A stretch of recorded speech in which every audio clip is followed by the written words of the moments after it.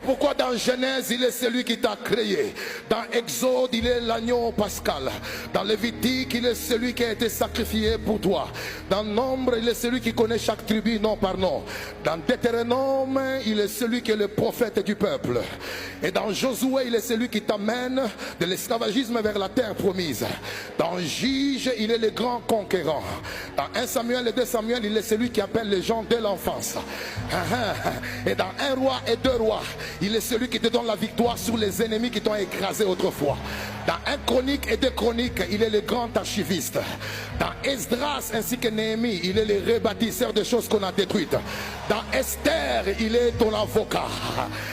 Dans Psaume ainsi que Job, il est ta chanson préférée.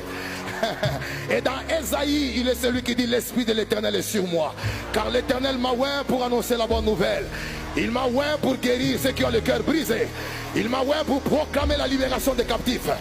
Et dans Jérémie, il est celui qui dit avant que je ne t'eusse formé dans le ventre de ta mère, je te connaissais.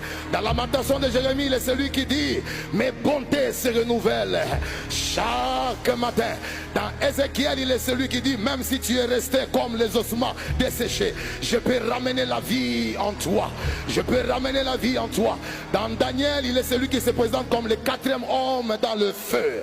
Et dans Osée, il est celui qui dit mon peuple périt faute de connaissances. Dans Jonas, il est celui qui dit même si les poissons t'avaient avalé, je les commanderai, je lui donnerai l'ordre de te vomir.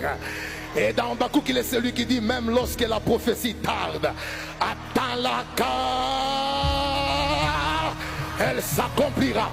Dans Joël, il est celui qui dit dans les derniers temps, je répandrai de mon esprit sur toute chair. Les jeunes filles prophétiseront, les jeunes gens auront des visions et les vieillards auront des songes. Et dans Malachie, il est celui qui dit vous verrez de nouveau la différence entre ceux qui me servent et ceux qui ne me servent pas. Dans Matthieu, il est celui qui se présente comme le roi. Dans Marc, il est celui qui se présente comme le Dieu des miracles.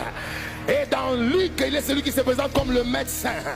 Ah oui, et dans Jean, il est celui qui se présente comme la gloire révélée de Dieu. Dans Actes des Apôtres, il est celui qui descend par le Saint-Esprit. Et dans Romains, il est celui qui dit je n'ai point honte de l'évangile, car l'évangile est une puissance qui sauve. Dans 1 Corinthiens, 2 Corinthiens, il est celui qui te donne la grâce de vivre l'enlèvement au son de la trompette. Et dans Éphésiens, il est celui qui dit autrefois nous étions loin de Dieu, mais maintenant en Christ nous sommes devenus proches de lui. Tu me donnes un bon amen, j'avance. Dans Jacques, il est celui qui dit humilie-toi sous la main puissante de Dieu et il t'élèvera au moment convenable.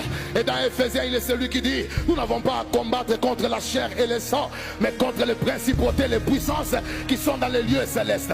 Dans 1 Thessaloniciens, il est celui qui t'enseigne la loi de la pureté. La loi de la pureté. Dans 1 Timothée de Timothée, il est le Dieu des jeunes. Il est le Dieu des jeunes. Il passe par les jeunes pour établir son royaume.